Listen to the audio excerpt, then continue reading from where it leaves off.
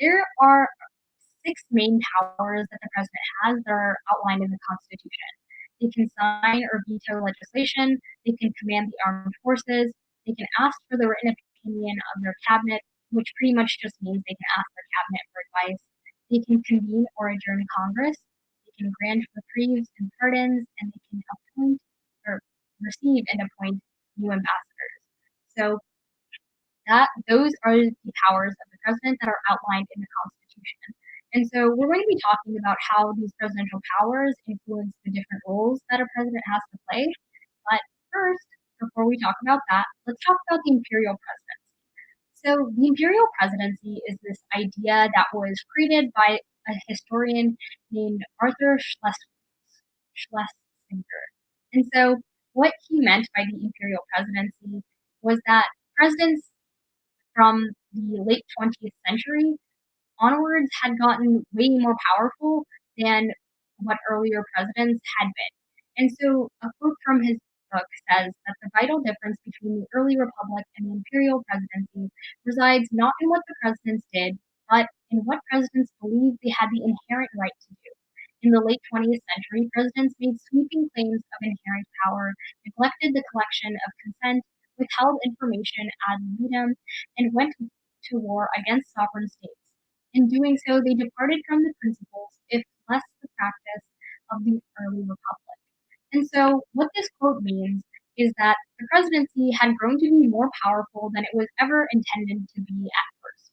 And so, what he's talking about in this paragraph is that just the mere idea of what presidents were allowed to do had increased way more than it had been ever before. And so, one of the important contexts of when this book came out was around the Nixon Watergate scandal. And so, if you don't know what happened there, pretty much President Nixon lied to Congress and the American people. And so, he pretty much got caught breaking into DNC headquarters and trying to sabotage his opponent for the election. So, the historian is saying that the imperial presidency means that presidents were now allowed to do much more than what the norms had been before. And so now they were claiming all of this power that they hadn't had, and they were doing things that went against the consent of the people just because they thought that they had the power to do so now. So the imperial presidency obviously is implying that the president is getting more powerful than it was. So Ashley says that on that note, on the news, I heard a reporter say Trump said he could do whatever he wanted because of Article 2. Don't know if it's accurate, but sounds like this.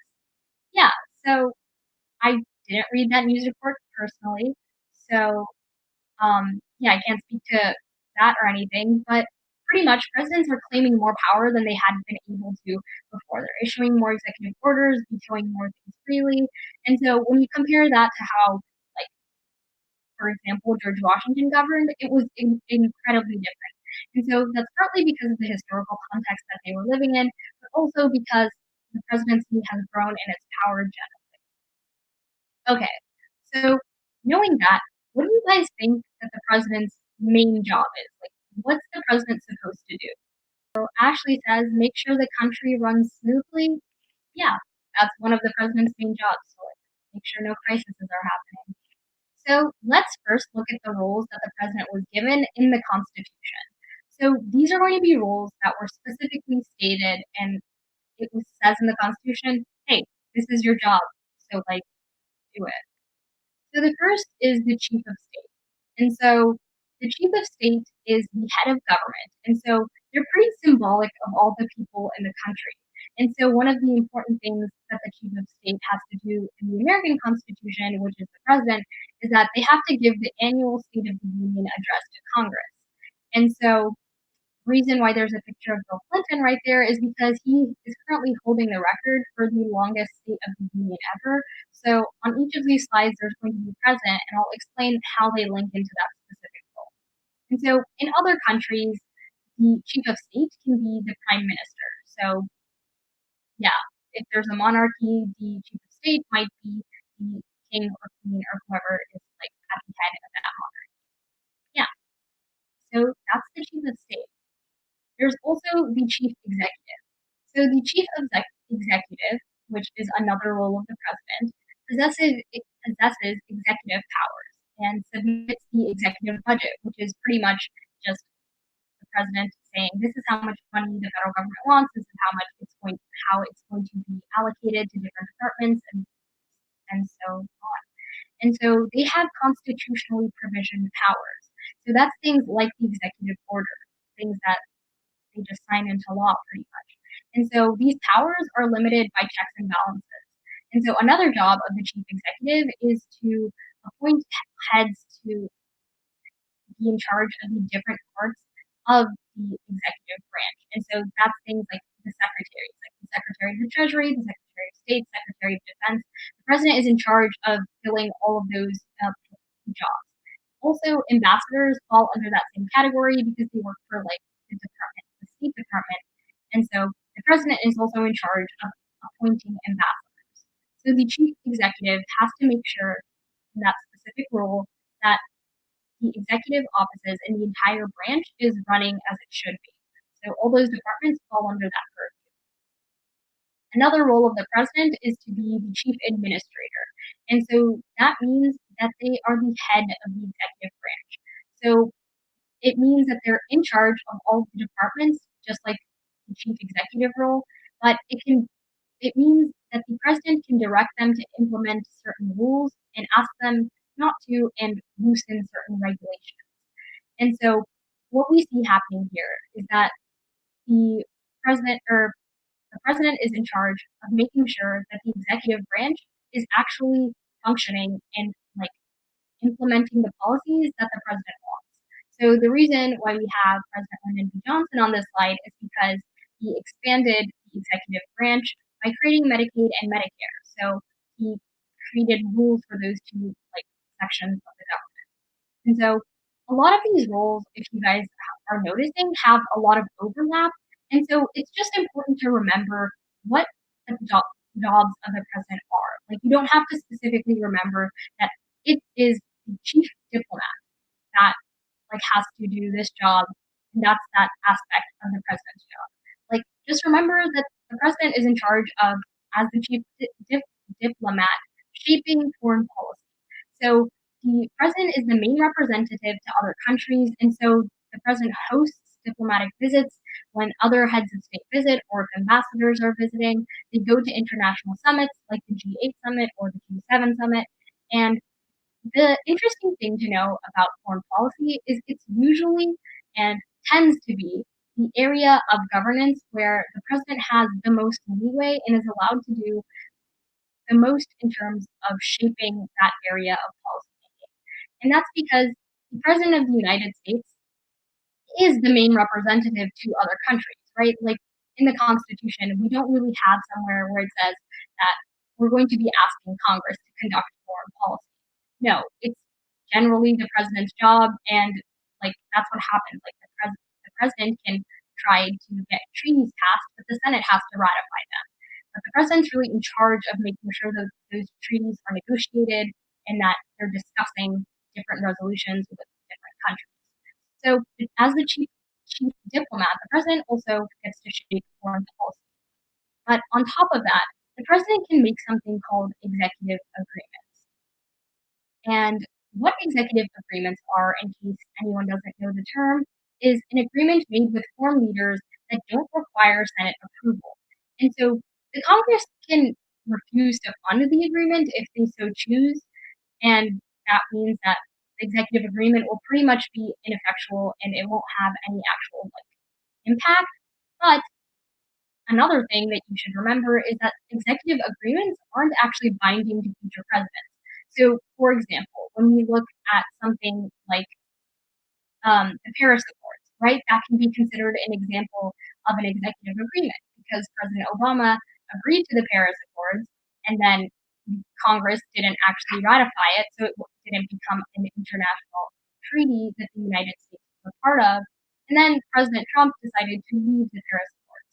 So they're not binding to future presidents, and future presidents can choose not to enforce them the way that their predecessor had.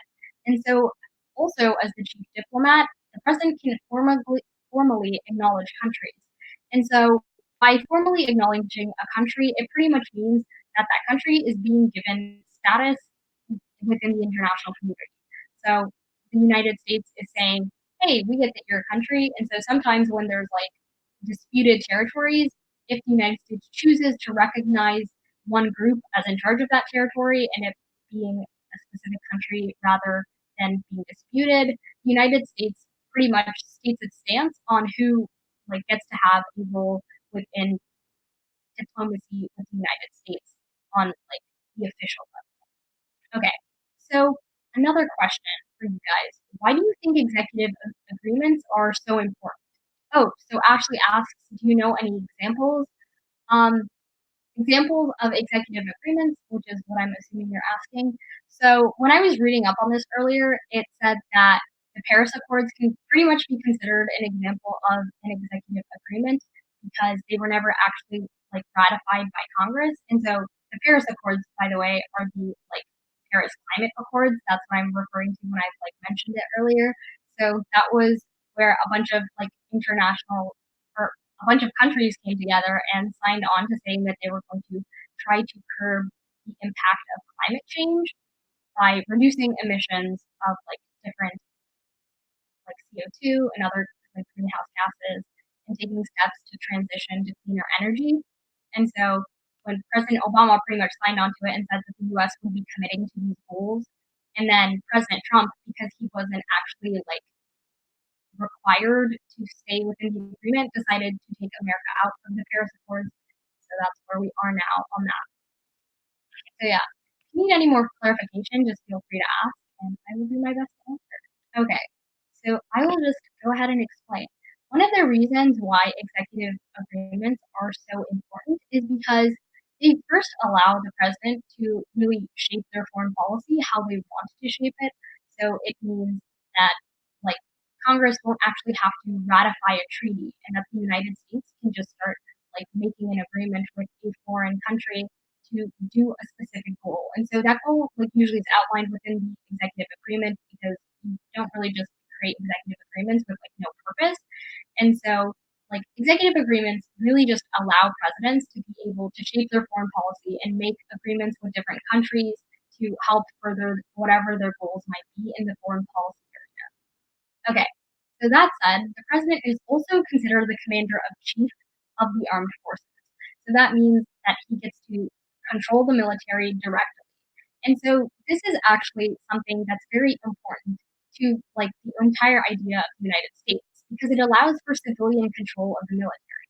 So it means that the military and the government aren't two separate entities that are like inhabiting the same space, but that civilians are making decisions through the president and through having chosen who the president is going to be. So ultimately, the idea is that the people are making decisions that like the president is taking when he controls the military. And so something interesting that happened a long time ago in like the 90 in the 1900s was that Congress passed the War Powers Resolution. And so the War Powers Resolution was intended to limit the presidential use of force because there were a lot of cases where presidents were sending troops overseas without congressional consent. And so the argument there was that the president was allowed to send troops wherever they wanted because they were the commander in chief. And Congress was just allowed to declare war. So what it would mean is that there was no official war going on. Congress had never actually declared it, but there was American troops fighting in these different areas of the world. And so this is actually something that's also happening today because we don't actually see like in a lot of cases wars being declared. Congress just has to approve whatever the president's force is, whatever force the president is using in an area of the world before like the 60 days are up, or and like the president has to submit a report. So the War Powers Resolution hasn't actually been enforced really by Congress, but it was something that was intended to limit the presidential use of force. But the president is also known as the chief legislature, and so legislator. And so what that means is that the president is the main architect of public policy. And so President Obama is the example here because he pretty much passed the Affordable Care Act. And so that was something that was a very large piece of legislation that helped people who were uninsured get insurance. And so it pretty much overhauled, in a lot of ways, the US healthcare system because it also required that people who are under the age of 26 be allowed to stay on their parents' insurance plans and that people couldn't be discriminated against because of any pre-existing conditions. So insurance companies had to give them insurance. So one thing as their role in chief legislator, the president is expected to have a legislative agenda because you're not people aren't trying to elect someone that doesn't have any goals. So having a legislative agenda just goes with the entire office. So they also work with Congress to get legislation passed. And presidents, in many cases, veto legislation that they disagree with. And that's an executive power, as we talked about earlier. And there's a lot of different types of vetoes, but the two main ones are just a straight up veto where the president is like, hey, we're not doing this, Congress. And so Congress can override that. But another way for presidents to actually veto legislation and like sort of do it under the table is called a line item veto. So that's just when a president is like, we'll enforce parts of this law, but not all of this law and or bill. So that's pretty much like some parts of the bill end up getting enforced and others don't. And so, as the head of the executive branch, it's up to the president to choose what parts are going to be enforced. So, also as the chief legislator, the president signs bills publicly, or he may include they might include a signing statement. And so, what this pretty much means is that sometimes presidents have these signing ceremonies where they talk about why they signed a specific bill and they just go through and they like sign the physical piece of paper. So that's also something that they do as their role in chief legislator. So now I have another question. If a presidential power is explicitly stated in the Constitution, it is a blank power. So A is implied, B is expressed, and C is inferred. And so this is a little bit of review from a couple streams ago where we talked about different types of federalism and different types of powers. So Ashley says definitely B probably, and yeah, you're completely right. Expressed is the correct answer. If it's explicitly stated in the Constitution, it is an expressed presidential power. There are also a couple of roles that the president fills that aren't in the Constitution. And so one of those is the chief of party. And so this means that they're the leader of their political party. And so this gives them major influence over party platforms because it means that the party was successful because the president got elected. And so it's a very big way of showing that on the national stage. And it allows them major influence over platforms. It also means that as the chief of party, in many cases, presidents help fundraise and campaign for the party. So in 2018, President Trump flew to a lot of different areas in the country and like campaigned with different candidates. They're also in charge of making sure that the party is getting a lot of money. So, for example, Paul Ryan was known to be a very good fundraiser for the Republican Party, and he was the former Speaker of the House for Republicans. They're also known to be the chief citizen. And so, what their role as chief citizen is to be the main representative to the American people. So, they are pretty much an embodiment of the American people's interests. And so, because they're filling that role, it is their job to act in the interest of the American people. They are also sometimes seen as the moral compass of the entire country. And so, in general, presidents are expected to behave in a professional and like good manner and set a good example for the country. So there is also like this big emphasis on like American presidents having like morals. And so sometimes if their president has a scandal, their approval rating goes down because they're expected to act in the interest of the American people and not misbehave on the job. So the reason why George Washington is the example on this slide is because there was this poll that was done in 2007. And so he was ranked as like the best president out of all of them, and he had the highest approval rating out of like any of our presidents in history. So the poll was done in 2007, and so obviously there were a lot of other presidents that came after him. So yeah, so I have a question. Why do you guys think that the president is the leader of their political party? So Ashley says because they won the election from their party. Yeah, like, that's right. They won the election for their party. They won the nomination in the primaries, meaning that they're pretty much like the top dog in whatever party that is when it comes to like the national stage, and that's what like all the states decided if they had a primary. But secondly, also if you become the president, it means that you convinced more than half of the American people and the Electoral College that you should be the president. And so it means you gave your party a pretty big boost because you're now like the de facto in charge person of the executive branch because you were elected president. So, yeah. So the things that you should take away from this stream is that first, the Constitution specifies many of the president's duties, but there are a lot of cases where the presidents assume roles outside of the ones that were explicitly stated. So, because of that, the president's role, has grown over the course of the American presidency. And so that's why, in a lot of cases, the modern presidency is referred to as the imperial presidency. Okay, so seeing no questions, I hope all of you guys have a great night, and thank you so much for tuning in. Bye, guys.